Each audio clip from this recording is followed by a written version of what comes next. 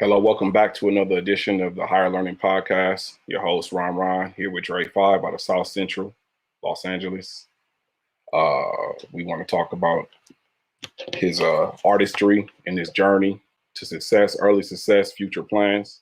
How you doing today, man? I'm good. Man, thank you for coming down, man, taking your time out, man, Yeah, and banging your song. You know, people have been telling me they can't get it out their head. You feel me? Yeah, appreciate it. So tell us a little bit about yourself, dog.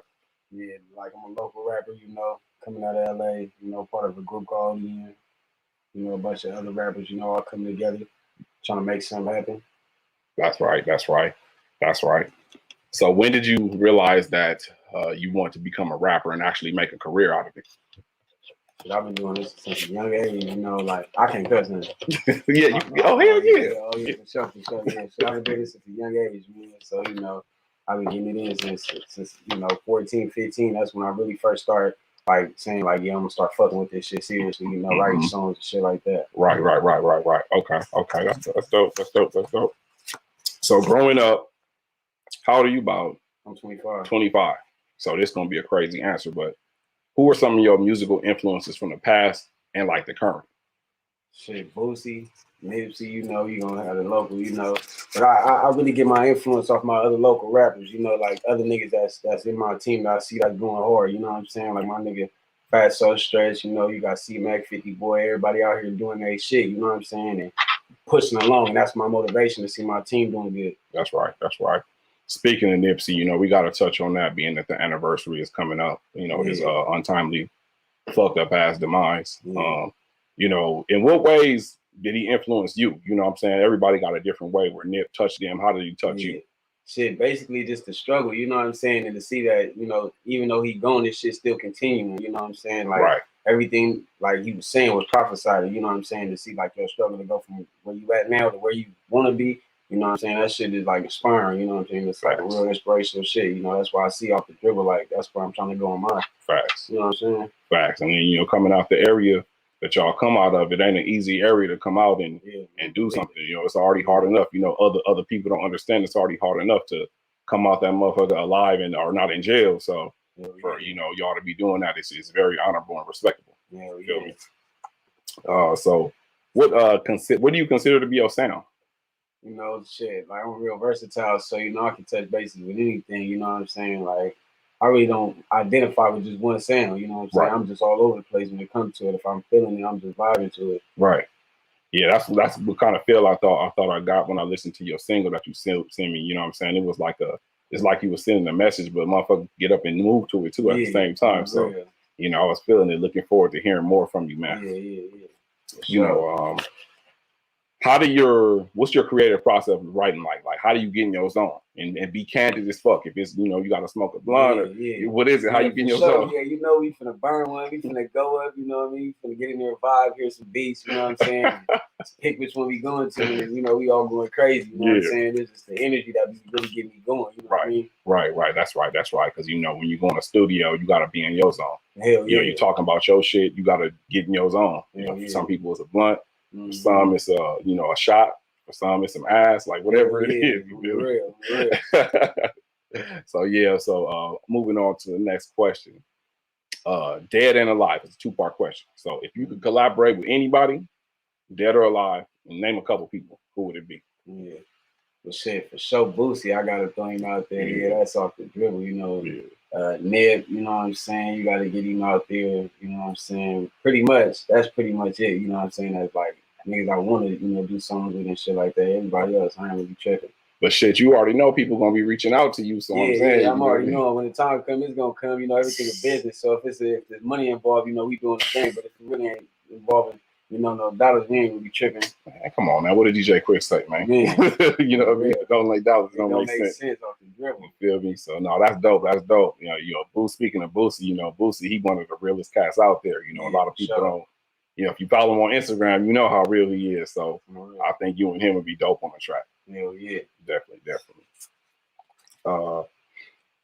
What do you think about the era we're in of music? You feel me? So, the 90s was full of hardcore, West Coast, East Coast. The West Coast kind of dominated. Yeah. We want to bring that back. Like, you know what I'm saying? The West Coast had it on lock with Pac, Snoop, you know, Dog Pound. Yeah, You know. it's still in that genre right now, that gangster rap, that Yeah. you know that, but it's kind of like transitioning now to a more smooth and more player melody. You know, everybody like on that vibe type music. You know, when the cool out like that Beano style. Right. You know, that's where I can see the wave going into now. You know what I'm saying? They keep transitioning, but it's going back into that smooth shit. Right. And that's what we need, man. That's what we need, because people forget we got a lot of talent out here. And just because the other rappers and the other coasts is trending right now, they're forgetting that the West is where it's at. You know what I'm saying? Talent for sure. Facts. No feelings, man. It's a perfect West Coast vibe. Speaking of that, you know what I'm saying? The perfect. What inspired the track? How'd you? Shit, I just went in there and did my little, you know, same ritual. You feel me? Smoked the blunt, we vibing. You feel me? And just you know, trying to get into that same mode. You feel me? You got, of course, you're gonna think about all the ex bitches. You know, like, I ain't got no feelings for you. Feel me? And all type of shit that inspired the song. You get what I'm saying? But basically, it's just when I vibed out to it, and that's what I came up with. Facts, you know what I'm saying? A lot of us could relate to that. You know, you say ex bitches, you know, no feelings. You know what I mean? Speaking of, you know, you said you gotta smoke up. You know, I'm Higher Learning, High Nation Society. You know, I got a cannabis brand. We try to promote and try to educate people about the benefits of cannabis and weed. It ain't just something that, you know, of course we like to get high, but that shit is beneficial for your body. You feel me? Like, explain a couple ways that weed helps you. You know, even while you're working, you know, it helps you sleep. It helps you think. To me, especially being an artist, your sleep schedule is like pretty much all over the place. You know what I mean? You be up during the night, going through 4, 5 in the morning. So, you know, that blunt pretty much put you at ease. And still give you that little mind frame to keep going when you wake up the next day, like fired up, we finna get back going. You know what I'm saying? It'd be like your fuel. Facts. Yeah, it's definitely my fuel. I gotta wake up to one. You know, I got 3 kids, so I gotta put them in school in the morning. But before they wake up, I gotta roll up real quick. You know what I mean? And get started. You feel me? You know, so your favorite strain, are you more of an indica or sativa? Indica. That's right. That sativa shit be having me all jumpy and ready to go do some shit. That's right. That's right. Give me an example of a time where you felt you might have had a setback or took an L. You know what I'm saying? Well, like, what lesson did you learn from that? You know, shit, going to jail, you know what I'm saying? It really is a setback, you know what I'm saying? Because it stopped a lot of things. You put your music on pause, you know what I'm saying? A lot of niggas dealing with that right now, you know? Out on bail right now and shit, you know what I'm saying? This shit's serious, you know what I mean? But if it's all in the name of keeping yourself alive, that's one thing I learned, you feel me? I'd rather be caught with it than without it, you feel me, at the end of the day, so. Tell me about it. Yeah, I mean, a lot of people don't understand, you know, what goes on behind those walls. You know, it's a lot of not to mention the shit that you got to protect yourself from physically, but a lot of politics, especially with us, with niggas. You know what I'm saying? We go in there and we in a disadvantage with the authorities already as it is, and for you to make it out and be doing your shit. Yeah, on the real. That's what's up. We have been focused on the strength and effects of what is going on in America today. Being a black man, you know, what are your thoughts? You know, without getting too political, but just being black in America. What are your thoughts on that? Shit, being black in America always been a struggle. You know what I'm saying? It's just what you make out of life. You know what I'm saying? It's what you're gonna get from it. Facts. That's how I feel. I mean, we've been at a disadvantage since day one. She say was raping our women. You feel me? Making us fight each other, put it to death. If you don't make out the dead man, the live one lives. You got to kill the other man for their entertainment. That's what they used to do. So you know, it's transferring to today. Being black in America, we already at a disadvantage. So it's good that you're not taking the route of trying to like use that as an excuse or crutch, because we can, but you choose not to. You choose to say, I'm about to go get it. Yeah, exactly. You know what I'm saying? So I respect that. I got the same vibe. You gotta hustle. Right. You know, whatever way it is, you got to do it. Definitely. You know, with how music is today, back in the 90s, early 2000s, it was all about record labels and getting signed. Gotta get a deal. Would you rather stay independent, or would you rather just, you know, if somebody came at you with a deal and it made sense, are you taking it, or you rather just push your shit independent? Yeah, man, shit. I'm not jumping on no opportunities, but I ain't passing none up. So, you know I heard that. So, I heard that money talking about it. If it's beneficial, you know, for the team and everybody can eat, you know what I'm saying? We're all comfortable with it. And of course, you know, but if it ain't going to benefit the whole team, and it's like, it ain't really finna put niggas in a position where we gonna be up. Facts. It ain't worth it. You know what I'm saying? The 365 is like death contract. They gonna have you working for that little bit of money they're gonna give you. You feel me? So Man. it's better to stay independent and fund yourself and you know what I'm saying, reap all your benefits. Right. Or they gonna get how Ice Cube did Jerry Hell and them at Rufus when they were over the back. Talking about giving my motherfucking money. Yeah. Something like that. You feel me? Describe the team. You got a team with you, you know what I mean? You got a lot of can you talk about your team and talk about some of the projects? So we out the mud, you know, we got big projects, we got a video coming up, you know, Sunday coming up, you know, it's multiple videos on YouTube right now. Everybody, I give a chance for them to explain themselves, you know, get their names out here and stuff like that, and you know, speak on their own behalf. But you know, we all going crazy, you know, truth be told, you know, I mean, that's just where it's at. Yeah, no, it's good to see that you got a team. You feel me? You can't definitely be on this journey by yourself, and a lot of talented niggas together. You know what I'm saying? We powerful. That's a lot of niggas don't realize. Like if we could somehow find ourselves working together, we could do a lot of damage out there. You feel me? So if you could change anything that goes on in that fucked up music industry, what would you change? Shit, a lot of young up and coming rappers with talent, like don't get the same recognition as these bullshit rappers out here. Like, you know what I mean? It needs to be a different platform where the talent is showcased, you know what I'm saying? To where somebody else can, you know what I mean, reach out and like build a platform for us, because it's just like you hear all the same type of style, but there's so much different talent out there that never gets exposed, you know what I'm saying, and wasted. So I just wish it was like a better platform for us to be exposed to, you know what I'm saying, for everybody. Like back in the day, you could just go to Motown and sing in front of the door. Man, you know what I mean? They gonna hear you. You know what I'm saying? Right now, the security out there, for how good you saying, get the fuck around here. Away from here. You know what I'm saying? So everybody's so damn scary. On the real. So at the end of the day, you feel me? It's like we need to just have a better platform for young people like myself and you know, other artists coming out here to come out here and show their talent. You know what I'm saying? And get shit going, even through COVID-19. Facts. I mean, we could be a pack of us in here, 10, go up there and they gonna swear we a gang and we about to try to do some shit. But we about business. Like, you feel me? And it's different when you see, you know, our counterparts, our white counterparts, they can go up a pack of 10 and you feel me? It's gonna be something else. So, you know, it's crazy how it is, man. I would definitely change that. I'm tired of some of the. I mean, I'm not gonna hate on no black man getting paid, but at the same time, come on, man. Like it's real niggas out here talking about real shit. And how is that hot? Like I'll be listening to some of this shit. Like how is that it? Not getting no exposure, but it's like, you know, everybody got their time. You know what I'm saying? So when it's time to shine, you know, we doing our thing. We progressing slowly but surely because you got to crawl before you walk. Facts. So it's a real shit. We in our stages right now. We progressing. Facts. Real shit. That's a humbling statement, man. You seem to be really humble, you know, and ambitious at the same time. It's okay with being humble and ambitious. You think we can get a freestyle? Would I be asking too much? Can we get a freestyle? Can we get something? Can we get a written anything? I just want this 8 bars, you know, 4 bars, something. Yeah, I got you. All right, for sure. Oh yeah. Look, I throwing cases at a nigga. If they don't know the truth, won't be no need for this gun. The fire's bulletproof. That fully sticking out my shirt, it got extensions on it. Just keep the gang out your mouth if you ain't drilling for it. They throwing cases at a nigga. If they don't know the truth, won't be no need for this gun. The fire's bulletproof. That fully sticking out my shirt, it got extensions on it. Just keep the gang out your mouth if you ain't drilling for it. Like throwing cases at a nigga, fucking trifling women. It take a strong ass bitch to hold you down in prison. Inside that courtroom, they acting like I'm incoherent. They trying to add the new enhancements at my disposition. That 85 with a strike is what they talk about. My mama trying to keep from crying, so she walking out. What a pain for a mom to see a son in cages. This long book about my life, but how you turn the pages. Crafty taught me how to shoot when I was hella young. He got my squabble game up when I ain't have one. We having paperwork parties, still exposed snitches. Get in the air just like a pimp, that's how I go with bitches. You see the gangster in more heart, that's how it's supposed to be. I'm only drilling for the ones that's finna go for me. They offer cousin hella time, he keep it gutter steel. I swear the gang on anything, bitch, my lips are sealed. I throwing cases at a nigga. They don't know the truth. You feel me?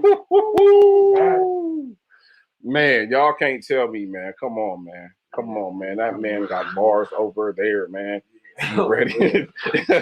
That man got bars over there. So, we got some projects coming up where, you know, it's gonna be a couple of music shows, music festivals. So, you know, love to hear you on there spitting your shit. You already know, man. It's mandated. In there.